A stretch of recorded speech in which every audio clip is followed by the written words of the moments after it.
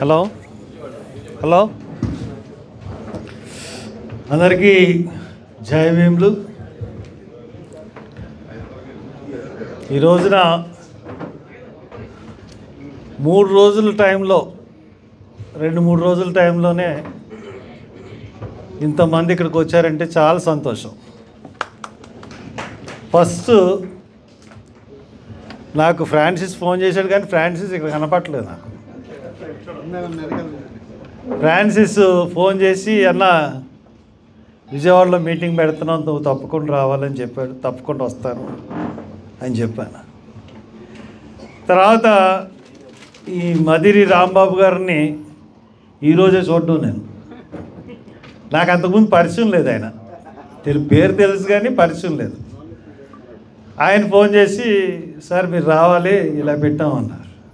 తప్పకుండా వస్తానంటే మరి చెప్పి, కొంచెం టైం డిఫరెన్స్ ఉంది ఏంటి అంటే, అది వేరు ఇది వేరంటే, అబ్బాయి అలా కుదరదు, ఎట్టి పరిస్థితుల్లోనూ మీరు మాట్లాడుకుని కలిసి చేయండి అని చెప్పి ఇద్దరికి కాన్ఫరెన్స్ అది కలిపి మొత్తం మీద చక్కగా ఈ రోజున కన్నుల పండుగగా ఉంది. మిమ్మల్ని అందరినీ ఇక్కడ చూస్తాను.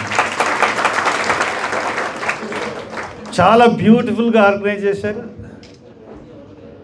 చాలా నేను కూడా సోదరుడు అన్వర్ కిషోర్ చెప్పినట్టుగా ఏ గ్రూప్ ఎన్నో గ్రూపులు ఉన్నాయో నాకే తెలియదు.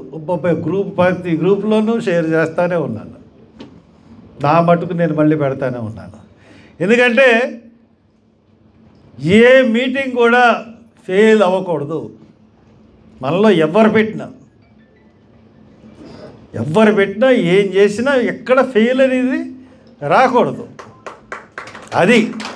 అది అందరిలోనూ ఉండాలి. పలానోడు చేస్తున్నాడు కాబట్టి మనం వెళ్ళకూడదు అన్న భావన అన్నది రాకూడదు. ఎవరు ఏ కార్యక్రమం ఇచ్చినా ఒక సంఘటితంగా కార్యక్రమం ఇవ్వాలి. ఈ రోజున శ్రీకాకుళం నుంచి విజయవాడ రావాలంటే సుమారు 7-8 గంటలు పడుతుంది. కడప నుంచి విజయవాడ రావాలంటే 8 గంటలు పడుతుంది. అనంతపూర్ నుంచి విజయవాడ రావాలంటే 10 గంటలు పడుతుంది. ఇట్లాగా చాలా జిల్లాల నుంచి విజయవాడ సెంటర్కి రావాలంటే చాలా టైం పడుతూ ఉంటుంది. ఈ చాలా టైం పట్టిన తర్వాత కూడా ప్రయాణపు ఖర్చులు, కారు పెట్టుకుని రావాలంటే రాజమండ్రి నుంచే నాకు కారు ఈవేళ కొంతమంది మన వాళ్ళు అడిగితే 4-5 కార్లు పెడితే ఒక్కొక్క కారుకి 7,500 అయింది. కష్టం కదా. 7,500 పెట్టుకుని కారు పెట్టుకుని రావడం అన్నది ఎంత కష్టం అవుతుంది. అలాగా అందరూ కూడా డబ్బులు ఉన్న వాళ్ళు ఉండరు. నేను మొన్న మీటింగ్లో కూడా అదే చెప్పాను. మనం ఈ స్టేజ్ మీద ఉన్నవాళ్ళు కానీ, కూర్చున్న వాళ్ళు కానీ, నాయకులు అనుకున్న వాళ్ళందరూ ఈ రోజు నుంచి ఒక కార్యక్రమం పెట్టుకుని అందరూ మన దగ్గరికి రావడం కాదు, మనమే ప్రజల దగ్గరికి వెళ్దాం. శ్రీకాకుళం వెళ్దాం. శ్రీకాకుళం వెళ్ళి సోదరుడు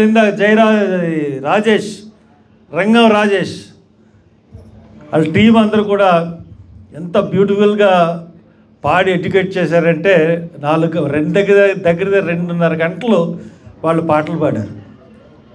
ఆ టీముని తీసుకుని వెళ్ళి ఫస్ట్ శ్రీకాకుళంలో మొదలు పెడదాం, లాస్ట్ అనంతపురంలో ఎండ్ చేద్దాం. ఒక 4 రోజులు మనం ఈ టీం అంతా ఒక డేట్లు అనుకుని ఇంకా వరుసగా అన్ని జిల్లాలకి అందరూ నాయకులు కూడా ఒక 4 రోజులు జాతి గురించి మనం త్యాగం చేసి అందరం కూడా బయలుదేరి వెళ్దాం. దానికి పెద్దలు కూర్చుని ఒక టైం టేబుల్ తయారు చేయండి ఫస్ట్. సెకండ్, ఎందుకంటే ఇది ఎడ్యుకేట్ చేయాలి మనం. ఫస్ట్ గ్రామాల్లో ఉన్న యువతను ఎడ్యుకేట్ చేయాలి. గ్రామాల్లో మన దీనికి వచ్చిన పరిణామాలు, దీని మీద వచ్చిన దుష్పరిణామాలు ఎందువల్లంటే,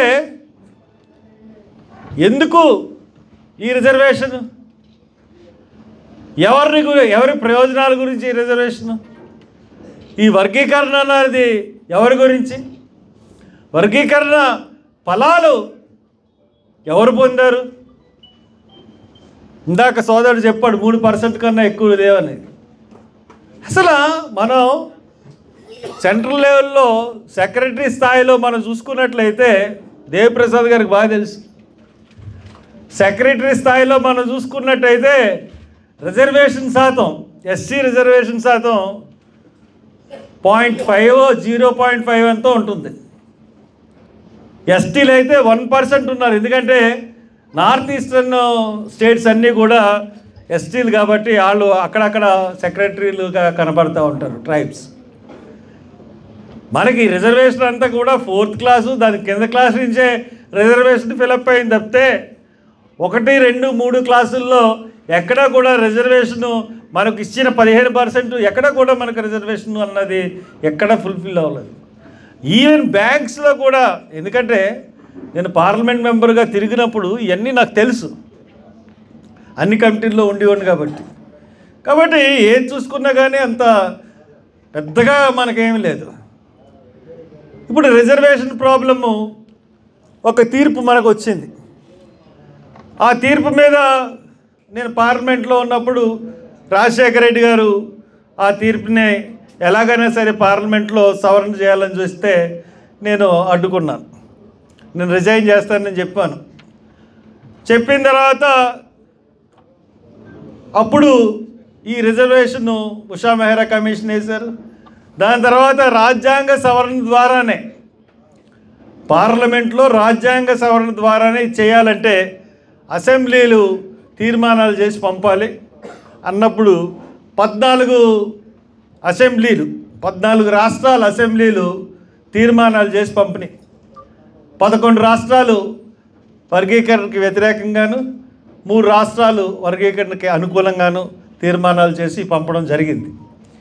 అలాంటప్పుడు భారతదేశంలో ఏ రాష్ట్రం ఒప్పుకోదు కాబట్టి ఒక వర్గాన్ని ఓటు బ్యాంక్గా చేసుకోవాలన్న ఒక డివైడ్ అండ్ రూల్ పాలసీ సిద్ధాంతాన్ని అనుసరించి ఈ వర్గీకరణ తీసుకొచ్చి ఒక ఓట్ బ్యాంక్గా మలుచుకోవాలని చూస్తున్నాయి రాజకీయ పార్టీ. దీన్ని ఇప్పుడు పార్లమెంట్లో పెడితే రాజ్యాంగ సవరణకి 2/3 సభ్యుల సహకారం కావాలి. ఆ 2/3 వస్తారంటే రారు. కాబట్టి సుప్రీంకోర్టుని ఇన్ఫ్లుయెన్స్ చేసి రాజ్యాంగానికి వ్యతిరేకంగా ఈ జడ్జిమెంట్ ఇప్పించారు. ఈ జడ్జిమెంటు ఎట్టి పరిస్థితుల్లోనూ చెల్లదు. రాజ్యాంగ సవరణ చేయకుండా 341 ఆర్టికల్ని సవరించకుండా జరగదు. కాబట్టి దీనికి ఖచ్చితంగా మనం ఎడ్యుకేట్ చేయాలి. ఎడ్యుకేట్ చేయడమే కాకుండా మనం చేయాల్సింది ఏంటంటే మనం దీని మీద ఉద్యమం అన్నది తీవ్రతరం చేయాలి. ఉద్యమం తీవ్రతరం చేయాలంటే మన దగ్గర డబ్బులు ఉండాలి.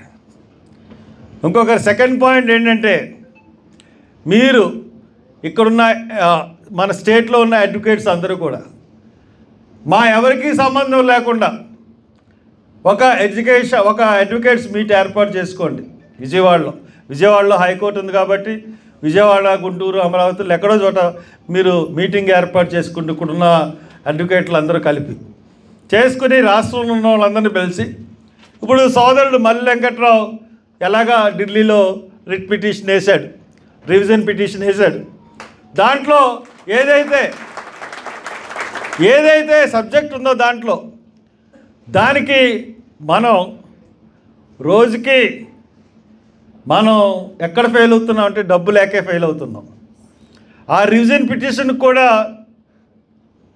మనం ఎలాగుండాలంటే దేశంలోనే అతిపెద్ద ప్లేడరు, మంచి పర్సనాలిటీ ఉన్న అంతే. ఎందుకంటే నేను చెప్పినా ఒకటే, సిద్ధార్థ లూథర్ చెప్పినా ఒకటే, హర్ష్ కుమార్ చెప్తాడు కనీసం జడ్జి మొహం కూడా చూడటం. అదే సిద్ధార్థ చెప్తే అదే పాయింట్ అది కౌంట్ అవుతుంది. అంటే డబ్బుతోనే నడుస్తున్నాయి కోర్టులు. ఇప్పుడు ఇదే సబ్జెక్టు శ్రావణ్ కుమార్ గారు కూడా బాగానే చెప్తాడు, కానీ వాళ్ళు అక్కడ సిద్ధార్థ లూథర్ని పెట్టుకుంటారు. ఎందుకు? అక్కడ పర్సనాలిటీ అన్నది కౌంట్ అవుతుంది సుప్రీంకోర్టులో.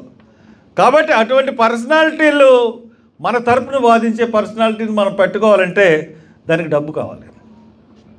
డబ్బు కావాలంటే ఇక్కడ దేవి ప్రసాద్ గారు ఉన్నారు, ఇంకా ఎంప్లాయీస్ ఉన్నారు.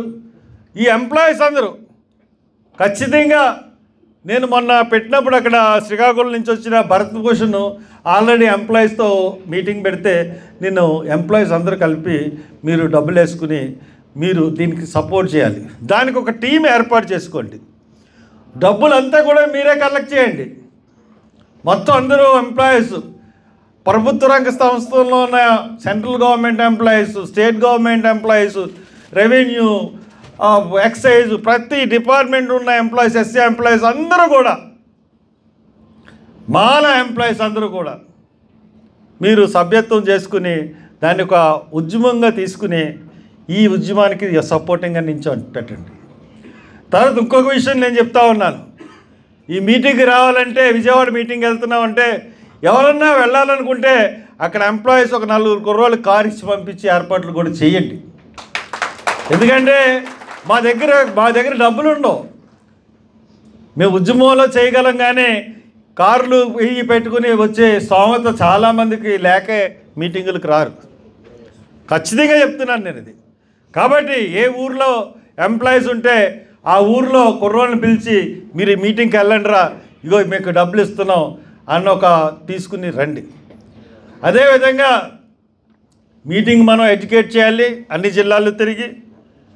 అలాగే లాయర్స్ ఒక మీటింగ్ పెట్టి ఈ కేసుని ఎలా ఎదుర్కోవాలన్నది చూడాలి. 3వ పాయింట్, మనం ఖచ్చితంగా ఈ ఎంప్లాయీస్తో మనకేమి ఈ ఉద్యమంలో చేసి నాయకులు ఎవరికి సంబంధం ఉండకూడదు. ఓన్లీ ఎంప్లాయీసే ఆ డబ్బుని సమకూర్చుకుని వాళ్ళ దగ్గరే ఉంచుకుని వాళ్ళే దీనికి ఇంత అవుతుంది, దానికి ఎంత అవుతుందో అన్నది చెప్పి లెక్కలు చెప్పి ఇవ్వాలి. దాని తర్వాత చలో అమరావతి, లేకపోతే చలో అసెంబ్లీ, చలో తాడేపల్లి. దాని తర్వాత ఒక మీటింగ్ విజయవాడలోనో గుంటూరులోనో ఒక భారీ సభ. ఈ రకంగా మనం కార్యాచరణ ప్రకటించుకుని మనం వెళ్ళామంటే మనం లోకం అవ్వం. మనం అంటే భయం ఏర్పడుతుంది. మన ఎమ్మెల్యేలు ఇప్పుడు ఒక్క ఎమ్మెల్యేలు మన తెలుగుదేశం పార్టీయే ఉన్నది. మన సోదరుడు ఈ రోజున శ్రావణ్ ఇక్కడ రావడం, ఇట్స్ ఎ హీరో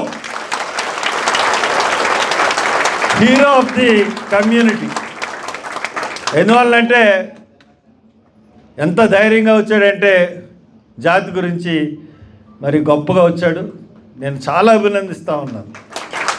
కాబట్టి నేను శ్రావణ్కి చెప్పేది ఏంటంటే, శ్రావణ్ నాకు యూనివర్సిటీలో 1 year జూనియర్, నాకు మంచి ఫ్రెండ్. అలాగే విజయ్ కుమార్ గారు మొన్న పార్టీ పెట్టాడు కదా, ఆయన కూడా నాకు జూనియరే. మేము ముగ్గురు కూడా బాగా తిరిగి వాళ్ళం. చెప్తున్నా, ఆయన కూడా నాకు మంచి మిత్రుడు, ఒంగోలు కలెక్టర్ చేశాడు చిన్నయ్య.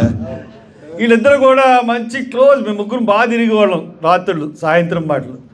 కాబట్టి మేము చెప్పేది ఏంటంటే అందరం ఐఏఎస్ ఆఫీసర్, రిటైర్డ్ ఐఏఎస్ ఆఫీసర్లు తీసుకురావాలి, అందరినీ ఉద్యమంలో తీసుకురావాలి, తీసుకొచ్చి మనం ముందుకు వెళ్ళాలి. ఈ కార్యాచరణ ద్వారా మనం వెళ్ళినప్పుడు మనం ఖచ్చితంగా ఒక శక్తి అవుతాం.